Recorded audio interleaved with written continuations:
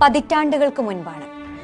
അന്ന് ഇന്ത്യൻ പ്രധാനമന്ത്രിയായിരുന്ന ജവഹർലാൽ നെഹ്റു ഒരു സൈനിക ക്യാമ്പ് സന്ദർശിക്കുന്ന വേളയിൽ ക്യാമ്പിന്റെ ഭാഗമായ മിലിറ്ററി ആശുപത്രിയിൽ ചികിത്സയിൽ കഴിയുന്ന പട്ടാളക്കാരെ കൂടി കാണാനും അവരെ അഭിവാദ്യം ചെയ്യാനും തീരുമാനിച്ചു.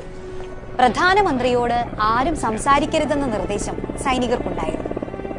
ചികിത്സയിലുള്ള ഓരോ സൈനികരെയും സന്ദർശിച്ച് മുന്നോട്ടു പോയിക്കൊണ്ടിരിക്കുകയായിരുന്നു നെഹ്റു. അതിനിടയിൽ ആശുപത്രിയിലെ ഒരു കട്ടിലിൽ നിന്ന് ഒരു യുവ സൈനികൻ പതിയെ തന്റെ ശബ്ദമുയർത്തി.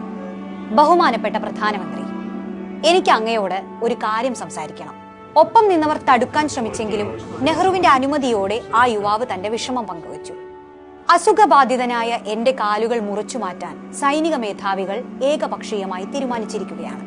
ഈ തീരുമാനത്തിന് എന്റെയോ എന്റെ കുടുംബത്തിന്റെയോ അനുമതിയില്ല. ഈ ശസ്ത്രക്രിയയിൽ നിന്ന് എന്നെ ഒഴിവാക്കി തരണം.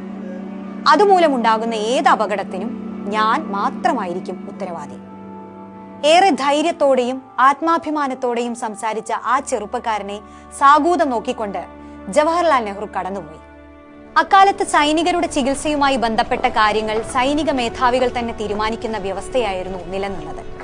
തിരിച്ചെത്തിയ ശേഷം നെഹ്റു ഒരു ഉത്തരവ് പുറപ്പെടുവിപ്പിച്ചു. സൈന്യത്തിൽ ഇത്തരം ഒരു തീരുമാനം എടുക്കുന്നതിന് മുൻപ് ഇനി രോഗിയുടെയോ രോഗിയുടെ ബന്ധുക്കളുടെയോ അഭിപ്രായം ആരാഞ്ഞിരിക്കണം. അങ്ങനെ നെഹ്റു വഴി രക്ഷപ്പെട്ട് കിട്ടിയ കാലുകളുമായി ആ യുവാവ് സൈനിക സേവനം അവസാനിപ്പിച്ച് നാട്ടിലേക്ക് മടങ്ങി. നാട്ടിൽ ചികിത്സ തുടർന്നു.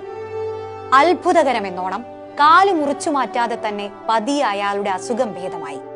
ഒരിക്കൽ മുറിച്ചു മാറ്റാൻ ആവശ്യപ്പെട്ട കാലുകളുമായി അഭൂതപൂർവമായ ചുവടുകളോടെ അയാൾ ഒരു യുഗം തന്നെ നടന്നു തീർത്തു. മലയാള നാടക സിനിമാ രംഗത്ത് ആർക്കും മായ്ക്കാനാവാത്ത കാൽപ്പാടുകളാണ് അയാൾ പിന്നീട് സമ്മാനിച്ചത്.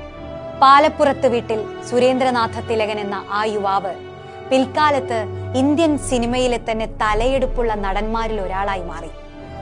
മലയാളത്തിന്റെ അഭിനയ സംസ്കൃതിക്ക് കാലാതീതമായ കാൽപ്പാടുകൾ സമ്മാനിച്ച നടന കലയുടെ പെരുന്തച്ഛൻ സാക്ഷാൽ തിലകൻ.